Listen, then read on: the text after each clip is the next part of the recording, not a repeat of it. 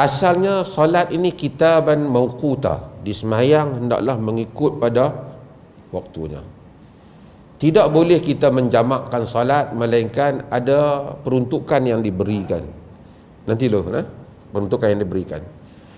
Okey, peruntukan yang Allah berikan untuk yang jelas ialah peruntukan orang musafir. Bagi orang musafir itu dia ada dua, dia boleh qasar, dia juga boleh jamak. Qasar memang peruntuk jelas. Jadi bahkan sebahagian para ulama tidak menyukai orang yang tak qasar ketika musafir, kerana tak ada riwayat Rasulullah musafir tidak qasar. Cuma ada kala baginda tidak jamak, tapi baginda tetap qasar. Baginda qasar. Hadis berhubung dengan itu kita jelas. Kemudian qasar tidak boleh berlaku melainkan hanya kepada orang yang musafir. Cumanya di sana ada hadis berhubung dengan Nabi SAW, hadis yang diriwayatkan oleh Ibnu Abbas.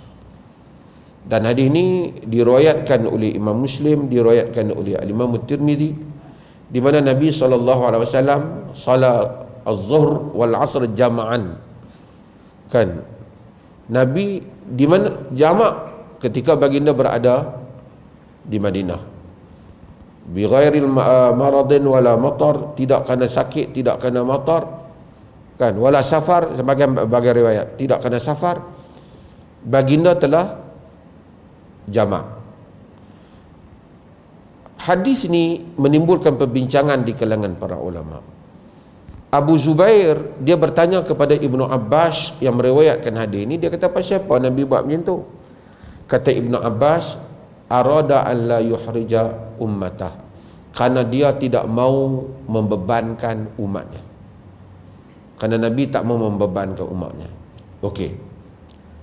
Ulama-ulama bincang tentang salat ni, iaitu jamak ketika kesusahan.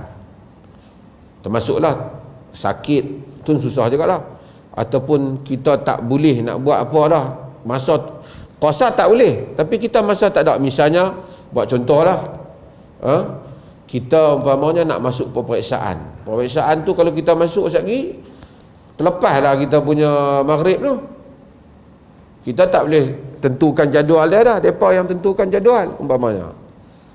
Ataupun kita nak masuk buat pembedahan, nak bedah orang sakit, kita doktor, tengah-tengah duk bedah maghrib, takkan kata hampa sambung saat aku pergi semayang dulu, kan? Tak boleh nak buat macam tu lah. Ataupun kita jaga trafik, tugas kita, kereta duk jam, lepas tu kita kata ni hampa belangak lu pelan-pelan, aku nak kena pergi semayang tu, tak boleh lah. Umpamanya kita jaga mesin, nak buat contoh-contoh yang bagi mudah faham lah.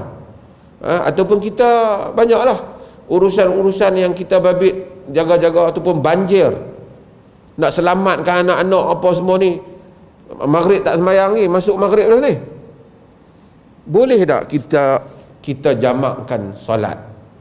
Jamak kerana hujan di masjid tu memang jelas lah, ada lah, dalam mazhab lain pun semua ada. Cuma di dalam jamak yang kerana susah ni, para ulama khilaf dalam hal ni. Al-Imam Tirmizi dia kata semua hadis di dalam Sunan Tirmizi itu diamalkan, tapi ada dua tak diamalkan. Salah satunya hadis ni, hadis jamak ni, dia kata ulama tak amalkan. Tapi An-Nawawi jawab At-Tirmizi, dia kata tak benar. Hadis ni diamalkan oleh para ulama.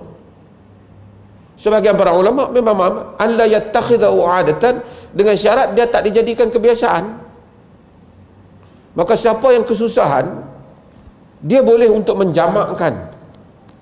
Misalnya macam saya cerita tadi, banjir mai rumah kita, nak pindah barang lagi, nak angkat lagi, kalau sembahyang maghrib habis dah rosak jahanam barang, tak dan.